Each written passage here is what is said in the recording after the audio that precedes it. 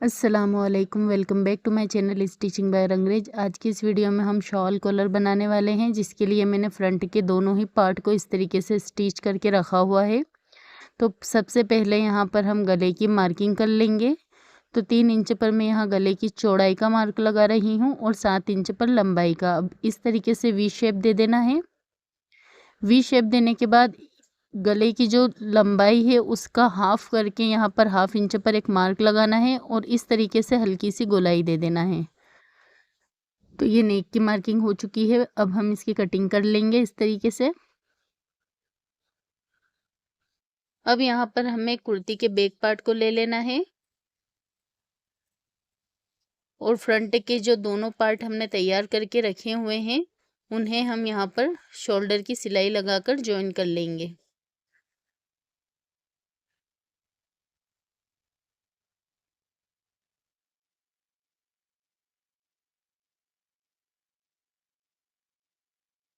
अब यहाँ पर शोल्डर के ऊपर की भी सिलाई लगा लेंगे हम बैक वाले पार्ट पर।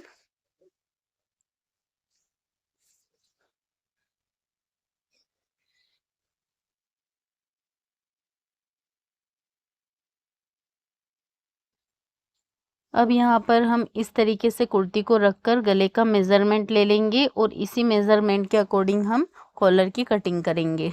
तो इस तरीके से मैंने कुर्ती को रख लिया है और इस तरीके से आपको कुर्ती के नेक का मेज़रमेंट ले लेना है। तो देखिए ये 11 इंच आ रहा है। तो मैंने यहाँ पर बिना मेज़रमेंट के एक कैनवास का पीस लिया है। तो इसे मैंने डबल फोल्ड करके रखा हुआ है। यहाँ पर मैं 11 इंच पर मार्क लगा रही हूँ, क्योंकि कुर्ती भी हमने डबल फोल्ड करके रखी हुई थी, तो इसे भी मैंने डबल फोल्ड करके रखा है। अब 11 इंच पर मार्क लगाने के बाद मैं इस मार्क को इस तरीके से सीधा कर लूँगी। अब यहाँ पर कॉलर की जो चौड़ाई है वो आप आपके हिसाब से रख सकते हैं, 3 या 3.5 इंच। तो यहाँ पर मैं 3.5 इंच की कॉलर की चौड़ाई ले रही हूँ। 3.5 इंच पर सारी तरफ मार्क लगाने के बाद इस मार्क को मैं इस तरीके से सीधा कर लूँगी। तो यहाँ पर 3.5 इंच चौड़ाई का और 11 इंच लंबाई का मैंने मार्क लगा लिया है। अब यहाँ पर एक 3 इंच पर मैं मार्क लगा रही हूँ। जो हमने गले की चौड़ाई का मार्क लिया था वही मार्क मैं यहाँ पर लगा रही हूँ कुर्ती के बैक के लिए।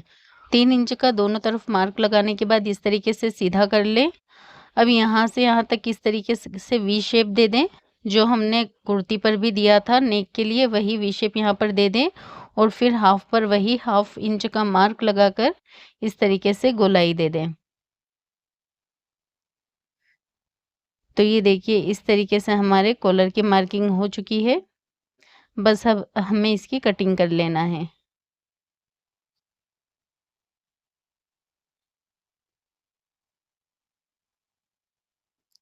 तो ये देखिए कॉलर की कटिंग हो चुकी है। अब इसी के साइज के मैंने यहाँ पर कपड़े के 2 पीस लिए हैं। ये देखिए डबल है ये। अब आप चाहे तो इसे दोनों पीस को अलग अलग भी ले सकते हैं। मैंने ये पूरा एक ही पीस लिया है। यहाँ पर हम इस लेस का भी इस्तेमाल करने वाले हैं। तो एक तरफ मैंने इस तरीके से इस पेपर कैनवास को चिपका लिया है। प्रेस की सहायता से आप पेस्ट कर सकते हैं और हाफ इंच का मार्जिन छोड़ते हुए मैं यहाँ पर इस तरीके से कटिंग कर लूँगी।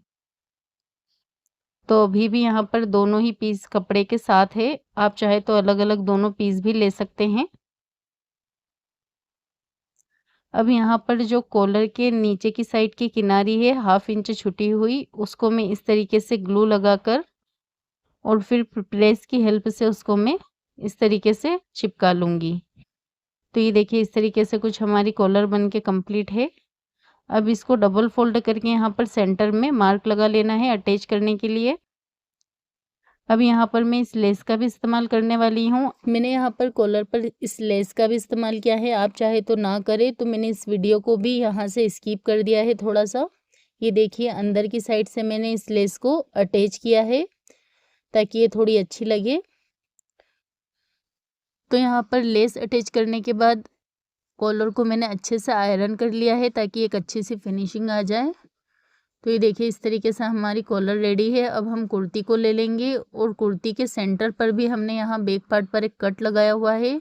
इसी कट से आपको कॉलर के कट को मिला लेना है और हाफ इंच का मार्जिन हमने छोड़ा हुआ था कॉलर पर, बस उसी हाफ इंच के मार्जिन पर हमें सिलाई लगाना है, बिल्कुल हल्के हाथों से। ना ही आप कॉलर को खींचें, ना ही आप कुर्ती के नेक को खींचें, और इस तरीके से हल्के हाथों से सिलाई लगाते हुए यहाँ पर सिलाई को एंड कर दें। तो यहाँ पर मैंने लेस लगाई हुई थी, तो लेस को फोल्ड करने में क्योंकि लेस थोड़ी कड़क थी तो थोड़ी प्रॉब्लम हो रही थी। तो ये देखिए इस तरीके से हमने आधी कॉलर को अटैच कर दिया है और फिर से वहीं से हम सिलाई को शुरू करेंगे कॉलर के सेंटर से, और दूसरी तरफ की सिलाई भी हम इस तरीके से लगाकर यहाँ पर सिलाई ख़त्म कर देंगे। कुर्ती के फ्रंट की साइड पर हमने कॉलर को लगाकर अटैच किया था। अब दूसरी तरफ हमें कॉलर को पलट देना है और इस तरीके से कॉलर को सेट करते हुए बहुत ही आसानी के साथ हमारी ये वाली सिलाई भी लग जाएगी। ये देखिए इस तरीके से।